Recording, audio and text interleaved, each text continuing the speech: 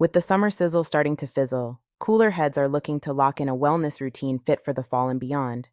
Lucky for you, Ritual's high standards don't drop with the temperature. Fully committed to traceable science and sourcing, Ritual is shaking up the supplement industry with high quality ingredients and scientifically developed formulas. With them, you know what you're taking, where it comes from, and why it's important. They've got every base covered, from their clinically backed women's 18 plus multivitamin to groundbreaking options like stress relief and sleep melatonin, which both use first of its kind bioseries technology designed to optimize formula delivery. And right now, for a limited time, get up to 40% off your first month at ritual.com/podcast. Previously on the Pavement Top 50. We are brushing up against the top 5, but this week we're all about song number 6 on the countdown. In the Mouth a Desert. James, from London, what are your initial thoughts about this slanted standout? What a song. Honestly, what a song. When you first mentioned coming onto this podcast, I was a little concerned that, I'd get a song that I wasn't too keen on and you'd have to sort of try and talk about it. But oh my God, this is an absolute mega song. This is right up there in the canon.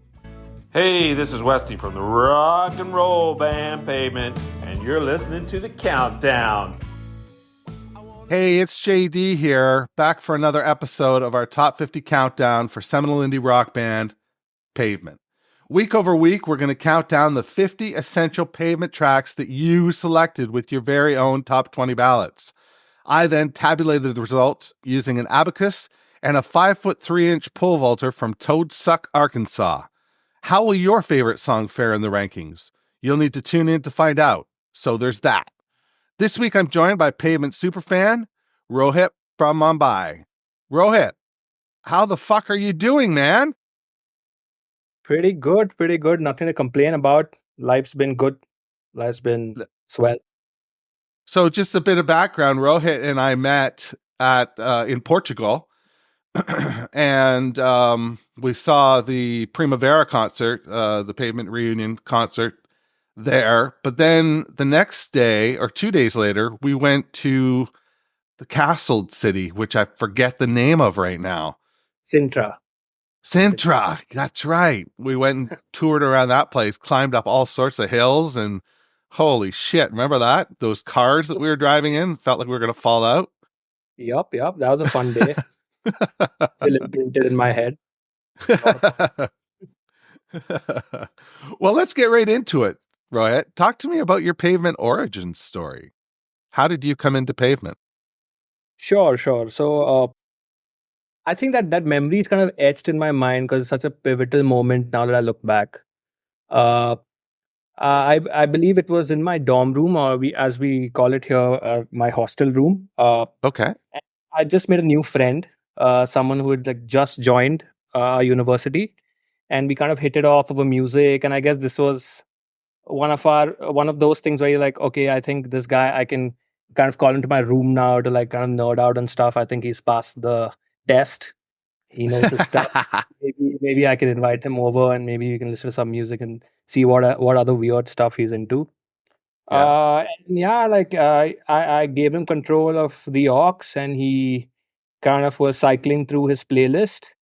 But there was this one song that really caught my eye, caught my ear, which was Stereo. Oh, yeah. And that also tells you that I'm a recent Pavement fan, right? Because that kind of gives away the fact that I wasn't actually around when the band was around. But right. Stereo. Me neither. Yeah. Oh, yeah. Your origin story is also kind of post breakup, right? Yeah. So Stereo was when I heard it for the first time and just the first 10, 20, 30 seconds of it, it felt like, I'd found my band. I'd finally found my band. Yeah. Because and it's interesting because all the bands I'd been listening to in the preceding years, it was all building up to this moment because I started with the same classic rite of passage rock music, which would be Hendrix, Zeppelin, right. Then kind of graduated to all it takes is one serendipitous moment where you kind of download, you just read about some band, you listen to one song by them, and it kind of changes the course of your music consumption for the rest of your life. So, like, I think I had that moment with like the Smashing Pumpkins, Okay. which is because because these bands are, you generally find them at loggerheads, but I was a huge Pumpkins fan, and that sort of set me off on like a journey of finding weirder and weirder music. So I kind of got into the and my style is different, right? Like I'm more of like pick a band, go deep, get obsessed, read every single trace that's on the internet about them, listen to every single B side, and then move on to the next band. So I kind of did that. That's my style, and I kind of did that with the Pumpkins. Graduated is the wrong word actually, but just kind of discovered Pixies. I love the Pixies. Oh yeah. Also REM. REM's And so I've been good. listening to a lot of your prior episodes, and for a lot of people, that gateway band to Pavement's been REM. It's So interesting, isn't it? yeah, it is. It is. Yeah, I just Uh, talked to somebody the other day who I haven't posted the episode yet. Same thing. Two people. yeah, REM. Yeah. yeah. So yeah, Pixies, the same drill. Going deep, listen to everything, becoming obsessed. I had that with the Strokes, and I think going into college until I met this dude, I was still in my Pixies phase. Like I was Yeah. still in the whole Pixies phase.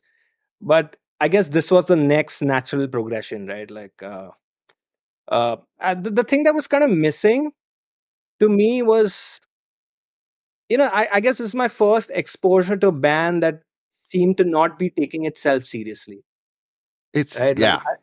you can kind of say that about the Pixies to some degree, but I mean, Black Francis is still a pretty serious guy. He's like a devoted songwriter. Like he practices the craft. You can see, but like the thing with Pavement is like these guys were like so effortlessly brilliant. And of course, there's a lot of effort that goes into that facade. But uh, I think my impression of them was that wow, these guys are.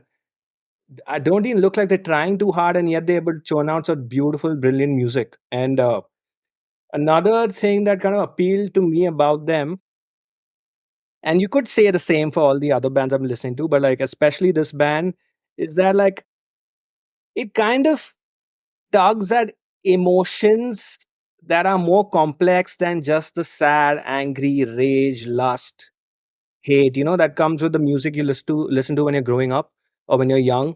Like those the conventional pop rock songs kind of tug at the same emotions, and like when you hit your like early 20s and stuff, you probably need a soundtrack that is more complementary to the complex range of emotions you feel on a day-to-day basis, right? Like, and I think this was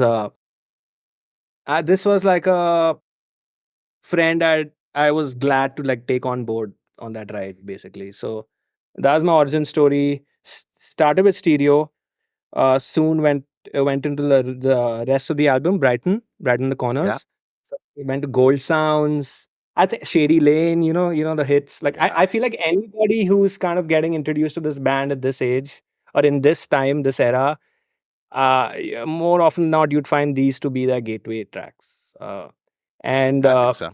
yeah, yeah. So for me, the thing is, I think that's another thing we share, right? Like I really love Terror Twilight. I was oblivious to the reviews, the bad press, the critique and stuff. I was just like, as objectively, just looking at it as a document of like, 10, 12 songs, whatever, how many ever songs there are. So it's a beautiful record. So the last two records were my gateway in a way, and they stuck with me for a while. And it was just those two records on repeat. And then I kind of started delving deeper into the Ah. because you kind of had to fight with that stuff a bit, at least when you're a new fan, Yeah. especially slanted. But yeah, that's my story. That's how I got in, and I've been Yeah, it's obsessed. very slant is very different from Brighten the Corners, right? Yeah, yeah, yeah, Yeah. yeah. So how did you find that? Like getting into slanted and then discovering Crooked Rain. How was Right. that experience? I think the sequence for me was like Crooked Rain first, right? Yeah. Post Terror Twilight, I think I gone to Crooked Rain pretty deeply, and then kind of moved to Wowie Zowie. And Yeah. then I think I left Slanted for the last, right? Oh, Because that's wow. when I'm like, okay, I guess I'm fan enough to now go, get into Slanted, Perfect Sound Forever, all the EPs, all of it. Yeah. Um, Crooked Rain was just beautiful. Again, I don't know what to tell you. Let me just pull up the track list. Yeah. So some songs that, of course, Gold Sounds was definitely like something I'd God, heard in the early days itself.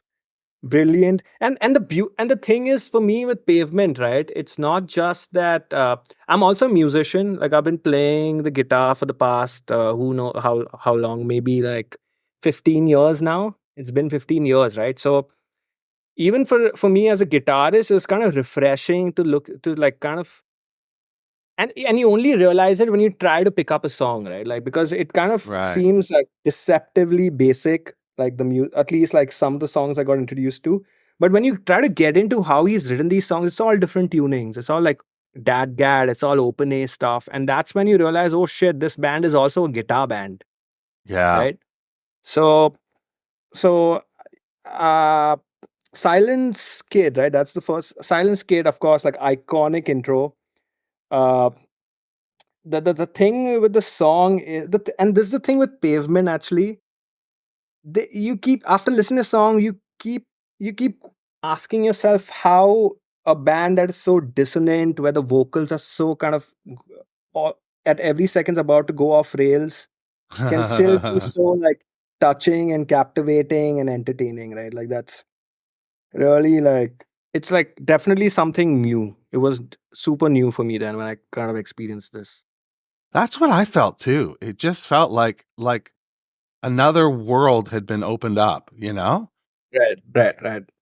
Because And it I and it, think you really nailed it. I think you really nailed it when you said the effortlessness takes a lot of effort to keep up that yeah, facade. it does. That's a great quote. Yeah. Yeah. And the thing is, like, it's your gate. If you find Pavement at the right time in your life and you're still young and impressionable, it can be your gateway to a lot of great poetry also, for some reason. Like, you get into the whole if you stick around for long enough, you'll discover the silver juice. Yeah. And you get into the whole Berman rabbit hole, and you kind of like Yeah. read his poetry, and you're like, wow, okay, these guys are also secret poets. Like, quit being humble, guys. Like, Yeah. you guys are They are they gifted, are humble though. multifaceted. Yeah, just and another thing I think that appealed to me about this band was they're such good dudes. They're such nice people, and Yeah. that's something that kind of resonated with me. It's not always that I go and look at a band, because I'm a huge Replacements fan also, and Paul Westerberg is known to be quite the Prickly. troublemaker. Yeah. Yeah. But like the one thing that struck me about this band was like how wholesome they were. Like, Yeah. how often would you read about a band that kind of like that has been stalling studio sessions, not to do drugs or get to play Scrabble? Like, I mean, and those stories are just like heartwarming, weirdly. Yeah. So, what's your go-to record at this point? Do you have one? Oh, at this point, what I'm doing is I'm just like shuffling Okay. through the log. But I do go back very often to Brighton, because that for me is like quintessential Pavement. It's basically Pavement's best parts distilled into one album. Uh, uh, like, minus all the jagged noise and stuff, like, which is Right. important for someone new to, for them to try to get into the band. So like, uh, Brighton is like a all-time favorite. Like, I don't think any other album's going to dethrone Brighton for me, just because it was my gateway. And I think it came out at a time, it was kind of before its time, in the sense that rest of music had kind of moved on to other stuff. I don't want to say better stuff, but other stuff. But this album was still like, had it come out like say 2 3 4 years ago, it would probably been more ubiquitous. But I that's think cool. so. If this had followed Crooked Rain, I think we'd be on a different trajectory with Pavement. Yeah, yeah, yeah, yeah. and then do Wowie Zowie for your fourth record once you're like really established. But hey, that's nitpicking. I'm glad they did what Yeah. they did. So let's Yeah. talk about your live experience. Oh yeah. You saw them in Porto. Had you Yup. seen them before that? I forget. No. So yeah, interesting story there, right? So I had given up on like the idea of ever seeing them live because I discovered them in 2016. The Right. last time that played was in 2010. Yeah. So like I mean it would have been foolish to hope that anything was going to happen anytime soon. But I mean I was definitely a fan, so I was kept listening and kept following stuff, kept checking on the Reddit stuff, reading literature about them online, like just as a normal nerd would.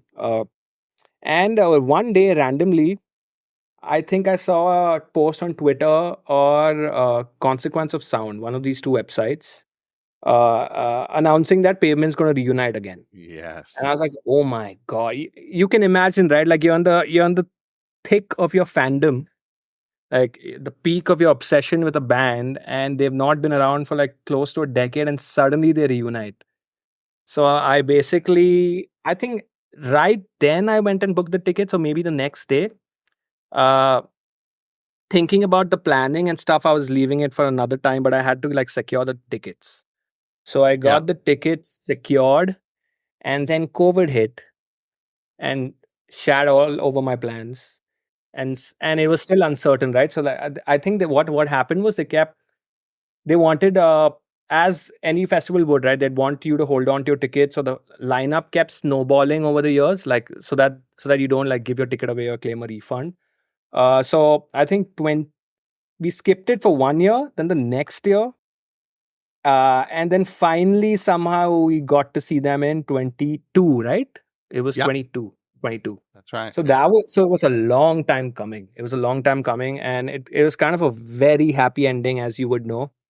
Uh, so the the beauty about that festival was is like, so this lineup had snowballed to some different god level lineup. So you had like Tame Impala, you had Interpol, you had Back. Beck, you had the Gorillas, you had Dinosaur. Nick Cave, of course, Dinosaur. You had Dinosaur, you had Slow Dive, you had Black Midi. It was just like crazy. Um, so yeah, so the show was extremely emotional. Um, I don't want to say I wept or anything, but I did shed a tear or two because it was like, I mean, I would do that with any band that I love that I get to see live. Like I mean, Yeah. there's only a handful of bands that do that for me. And this was one of them, right? So like I think they started with Grounded, which is perfect because for me I was like, dude, will they even play Grounded? 'Cause, and they just started Grounded. It's beautiful, and I still remember he started in typical Malkmus dad fashion. I think he said, "What the fuck is up?" or something to that effect, and I was Right. like, "Wow, this like I'm getting the full experience." Oh yeah, he just So drips cool. yeah, he just drips cool, and yeah, it was captivating. The whole long set, really tight. Probably the second gig post reunion, right? Like 'cause the Barcelona thing was just a I think week you're ago, and right. before yeah, so we caught them at a time where they're still not pissed at each other, I guess, or Yeah. just like tired of each other. Yeah. It was really, I mean, of course, that was amazing. And then the next day, as you would, as I've told you before, like I got to meet Malcolmus in the crowd. Uh, Right. I Tell us went to that catch story. Dinosaur.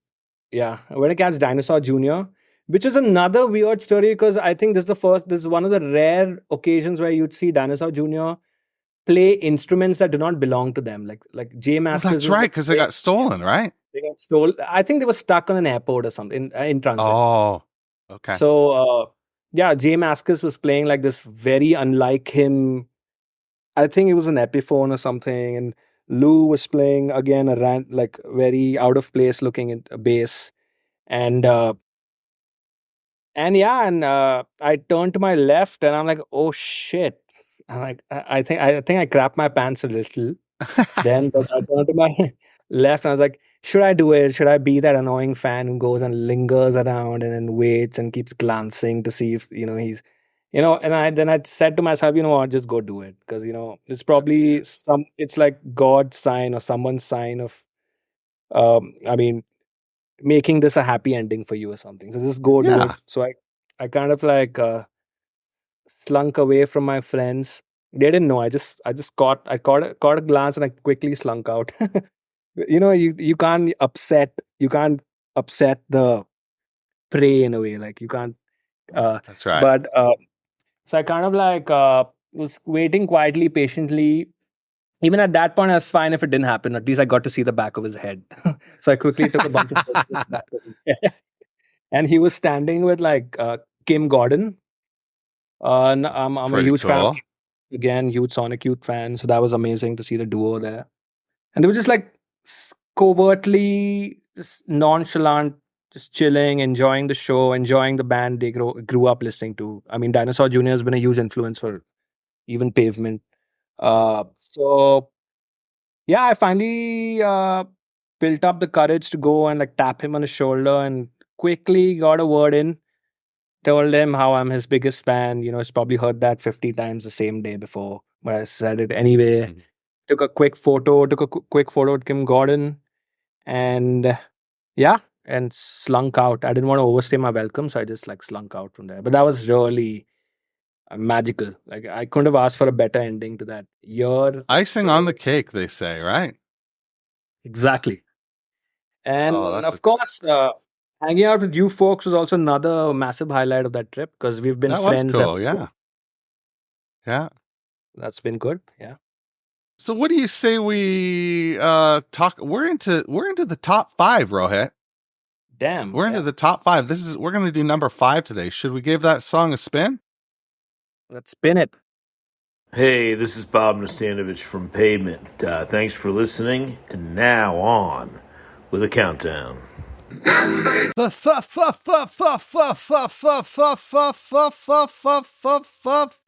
Five.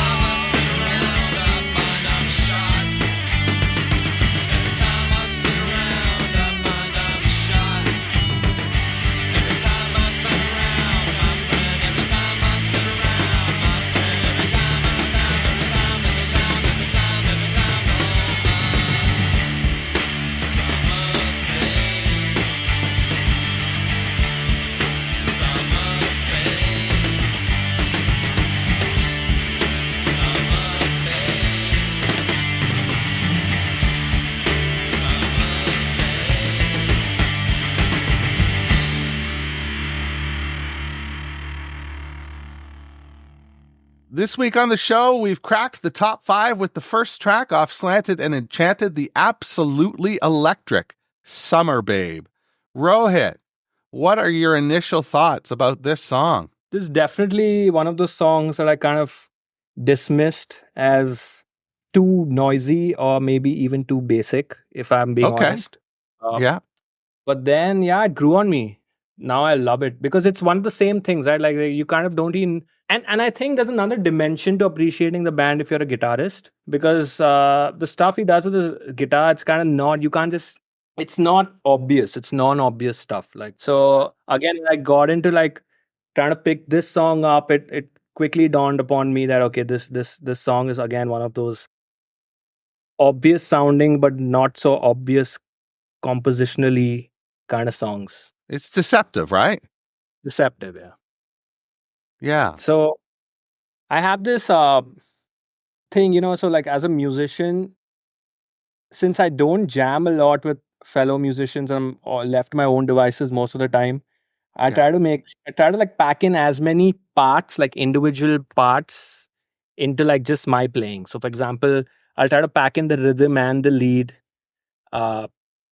into just me playing, because I have no one to trade licks with. So like Summer Right. Bay, one such song where like if I could just play it for you, right? Like, Oh, that's cool. He's got his guitar, folks. one sec, yeah.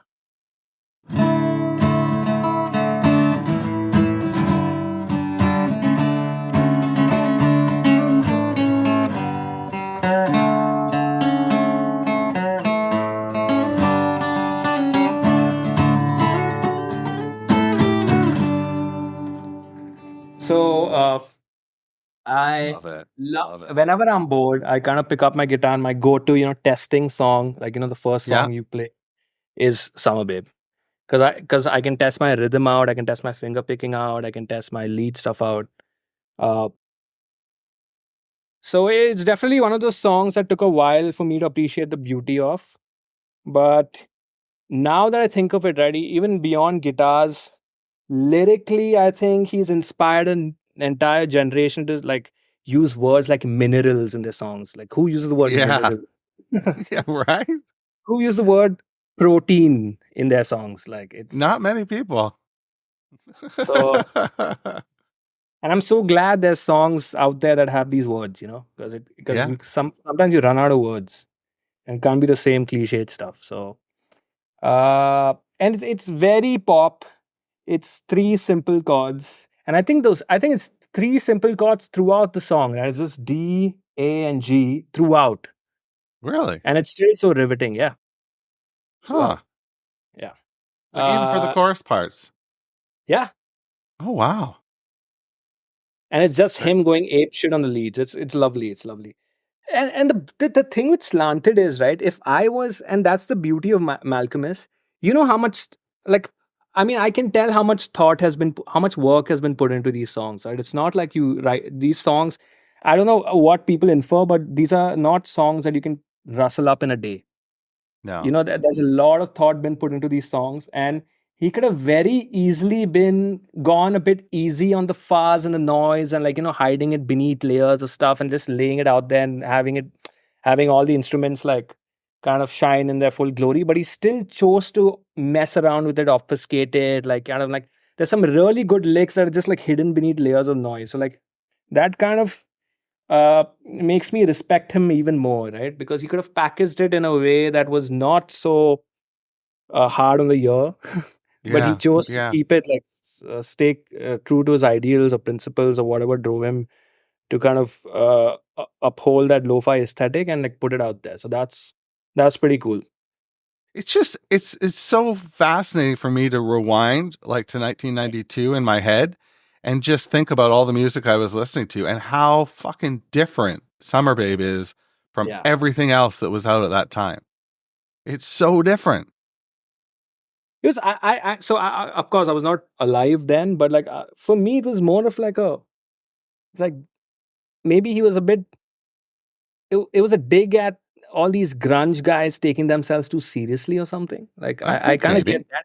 You know what? I'm not going to take myself seriously, and I don't need to be a big pop star. Fuck that.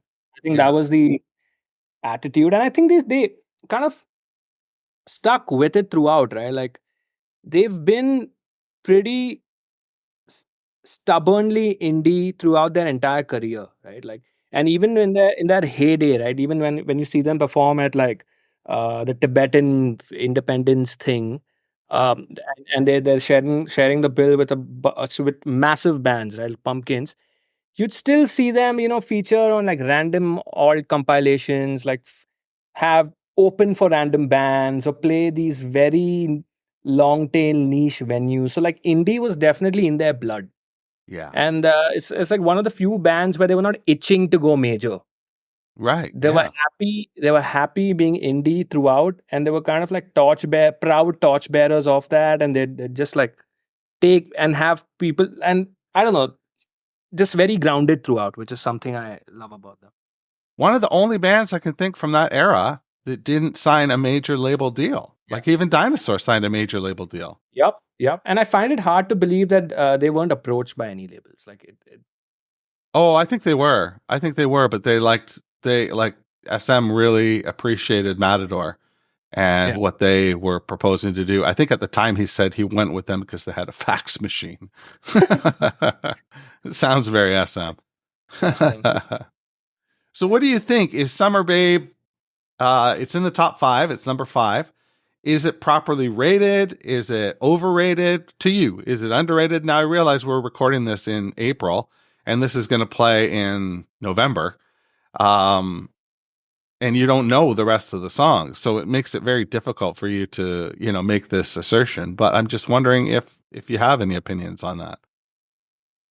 I mean, given the context, if you take the context out of the picture, you kind of like lay all the tracks down and kind of ask someone to pick the top 5, this probably might not figure on that list. But if you kind of look at it with context, which is like, back in 92, given all the other music that was playing, was around, you go to a record store, you pick up this record, you put it on, and I think, isn't it like the second track or something? What is it? It's first track. Summer Babe, It's the first first track. track, right? Like, Yeah. and The first this thing is you what you hear. get to hear. Is this what you get to hear then in that time? Yeah. I I would not be shocked if it was on a top 5 list, but Right. personally, given my origin story, it's kind of up there, but maybe not top 5. But I still love the song. Great song. Yeah. Well, Rohit, it's been wonderful talking to you today and reconnecting. I don't know if Like, you want to play us out. Do you want to play us out? sure. All right. Do you have any plugs before we? Uh, Is there anywhere you can get your stuff? Like, are you on Bandcamp or anything like that? I'm actually putting out music for the very first time. Awesome. Uh, it's still in the works. It's kind of done. It's now getting post produced and mixed and mastered. I don't know what I'm going to call it. I don't know where I'm going to put it. Uh, but I'll drop you a text when it's out, and you can tell your friends. Oh, sure. Yeah, that'd be great.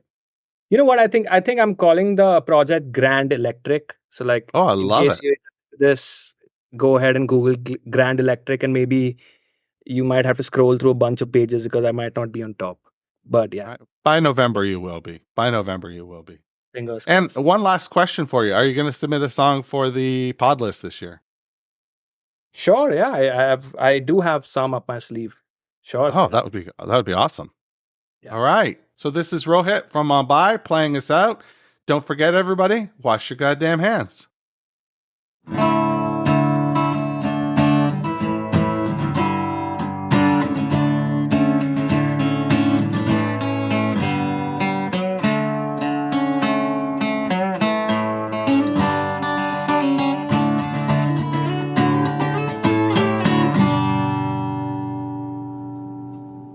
Thanks for listening to Meeting Malkmus, a Pavement podcast, where we count down the top 50 pavement tracks, as selected by you. If you've got questions or concerns, please shoot me an email. jd.meetingmalkmus@gmail.com.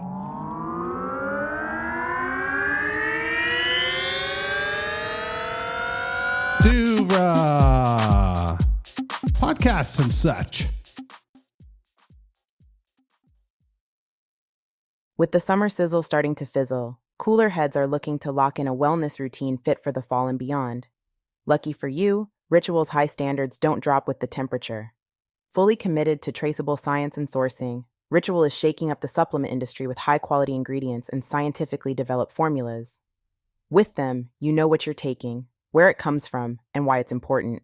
They've got every base covered, from their clinically backed women's 18-plus multivitamin to groundbreaking options like stress relief and sleep melatonin, which both use first-of-its-kind bioseries technology designed to optimize formula delivery. And right now, for a limited time, get up to 40% off your first month at ritual.com/podcast.